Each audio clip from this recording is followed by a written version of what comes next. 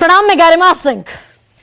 बात दिल्ली चुनाव की, क्योंकि दिल्ली चुनाव की और दिल्ली की चुनावी जंग की ये आखिरी रात है। अब तक तकरीबन एक महीने में जो टग ऑफ वॉर चल रही थी, या जो जबरदस्त आजमाइश, जोर आजमाइश थी सत्ता के लिए, कल उसकी परिणति या पटाक्षेप होता दिखेगा। कल दिल्ली के वोटर, दिल्ली की जनता जनार्दन 1,55,00,000 की जो तादाद है, वो घरों से निकलेगी, नीली स्याही लगाएगी और बाकायदा जनादेश तय करेगी दिल्ली का कि सत्ता पर कौन काबिज होगा इस बार। अब ऐसे में बहुत सारे सवाल हैं और काम की बात यह है कि कल 8 बजे से वोटिंग शुरू हो जाएगी। सिंगल फेज में वोटिंग है। 70 विधानसभा क्षेत्र है, 70 विधानसभा की सीटें हैं, बहुमत है 36 का, और दावे बहुत सारे हैं, वो भले ही बीजेपी के हों, आम आदमी पार्टी के हों या कांग्रेस को हों। लेकिन कमाल की बात यह है कि अभी 5 महीने पहले लोकसभा चुनाव जिस इंडिया ब्लॉक ने यूनाइटेड होकर लड़ा था, उसकी 5 पार्टियां आमने सामने।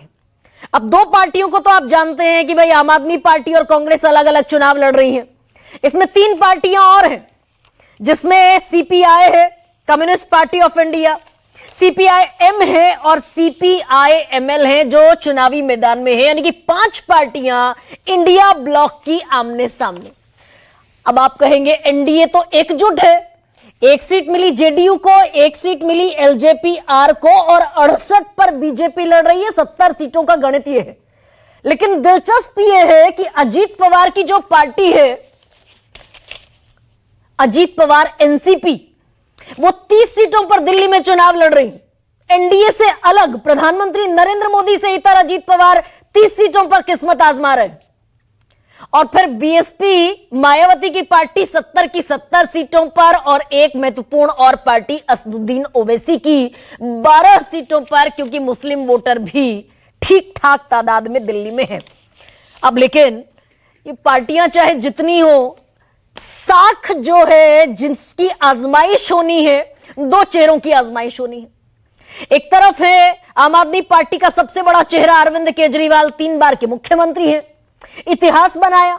पहली बार जो 28 सीटें लड़ी, जीती, उसके बाद 67 में 96% का सक्सेस रेट, और 62 सीटें जो 2020 में जीती, उसमें 88% का सक्सेस रेट। अब ये इतिहास जो है, इसमें एड ऑन करते दिखेंगे क्या अरविंद केजरीवाल? मुद्दे बहुत सारे हैं, लेकिन जो सबसे कमाल किया अरविंद केजरीवाल ने इस चुनावी कैंपेन ने, कि ग्लैमराइज कर दिया रेवड़ी को, और खुद को रेवड़ी मैन कहते हुए एक पोस्टर बाकायदा छपवा दिया, और सारी पार्टियों को ले आए मुफ्त की घोषणाओं पर। अब ऐसे में जनता इन मुफ्त की घोषणाओं पर विश्वास करती दिखेगी क्या?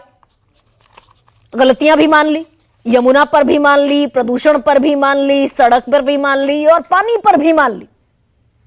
और दूसरा चेहरा है प्रधानमंत्री नरेंद्र मोदी का। अब कमाल यह है कि देश में तीसरी बार प्रधानमंत्री का पद प्रधानमंत्री नेहरू के बाद हासिल किया नरेंद्र मोदी ने। यह इतिहास बनाया। लेकिन इस इतिहास के बावजूद दिल्ली हर बार फिसल जाती है हाथ से, मुट्ठी से। और इस बार क्योंकि चेहरा कोई और है नहीं, तो साख प्रधानमंत्री की दांव पर है।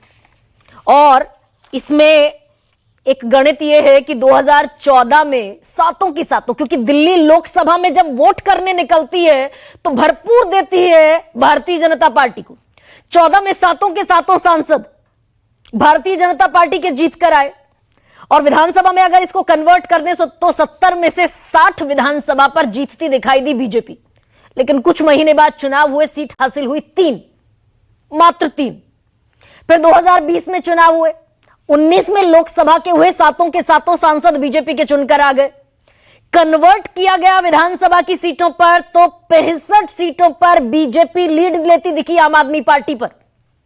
फिर विधानसभा के चुनाव हुए, सीटें जीती मात्र 8। इस बार जब 2024 के लोकसभा चुनाव हुए तो सातों सांसद तो जीत गए, जिनमें से 6 के टिकट भी काटने पड़े थे। सिर्फ मनोज तिवारी को रिटेन किया गया था। लेकिन इस बार जो कन्वर्ट किया विधानसभा चुनावों के मद्देनजर, तो कितनी सीटों पर, 52 सीटों पर लीड लेती दिख रही है भारतीय जनता पार्टी। अब ये कन्वर्ट होकर एक्चुअल जीत के नंबर में कितनी सीटों पर बदलेगा, ये बड़ा गहरा सवाल हो जाता है। और इसके लिए जरूरत है 12% वोटों के इधर से उधर जाने की। 6% वोट दलितों में, 6% वोट मुस्लिमों में।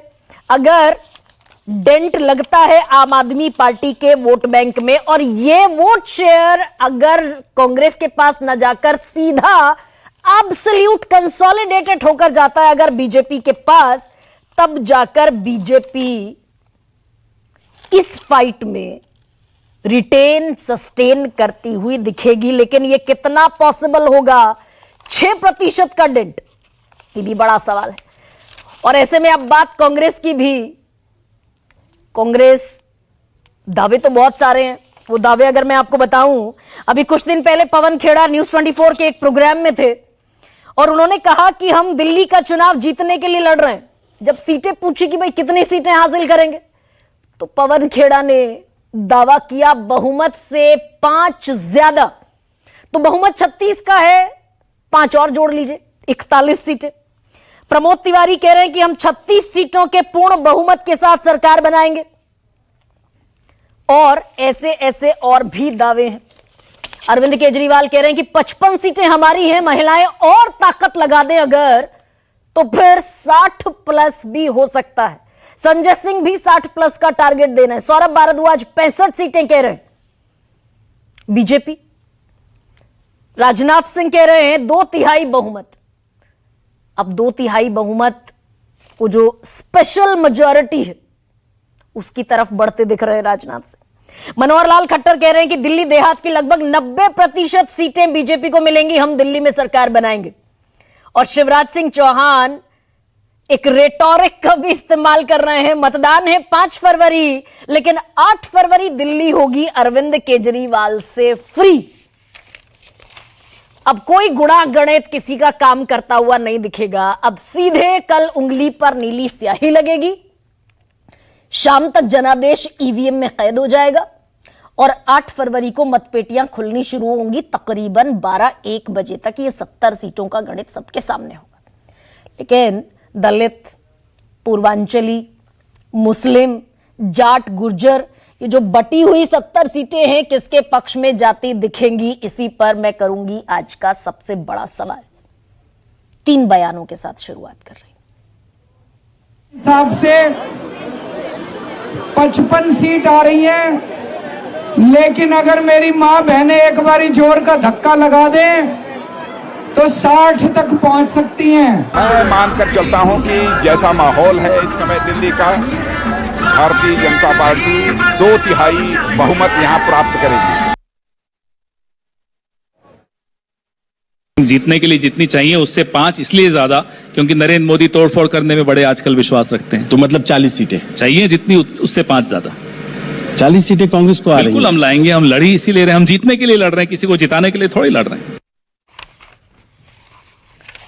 और हमारा या वरिष्ठ पत्रकारों का कह लीजिए जो कैलकुलेशन है वो ये है कि 15 से 20 सीटें ऐसी हैं जहां कांग्रेस 15 से 20% के ही वोट शेयर के लिए दांव आजमाती दिखेगी, जोर आजमाइश करती दिखेगी, ताकत आजमाती दिखेगी।